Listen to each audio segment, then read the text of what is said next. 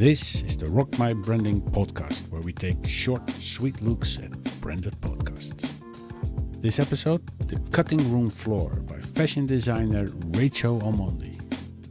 New York-based women's wear designer Osmondi uses her African heritage and New York lifestyle in her designs and in her podcast.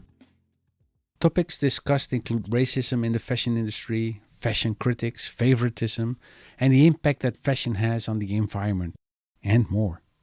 There are big fashion houses out there with podcasts interviewing famous actors and fashionistas, but the cutting room floor goes deeper into the heart of fashion.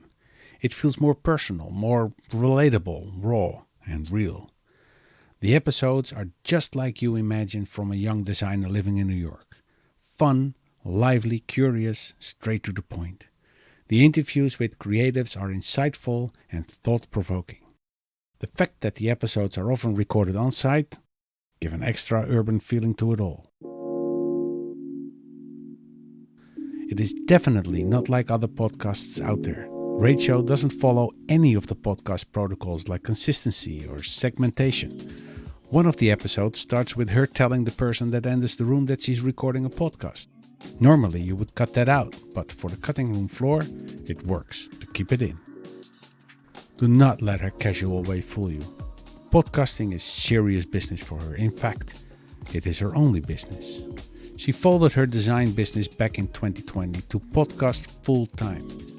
Her guests are people that have stories to tell about the fashion industry, and Recho doesn't stop asking questions until she gets the whole story.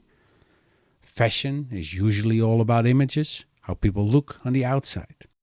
Cutting room floor is all about the inside, the heart and soul of the fashion industry, the people that make it happen, the successful ones and the ones that crash and burn. The interviews can take a turn and subjects like politics and racism are not shunted. Instead, conversation is started. Why did I take this podcast for this week's episode?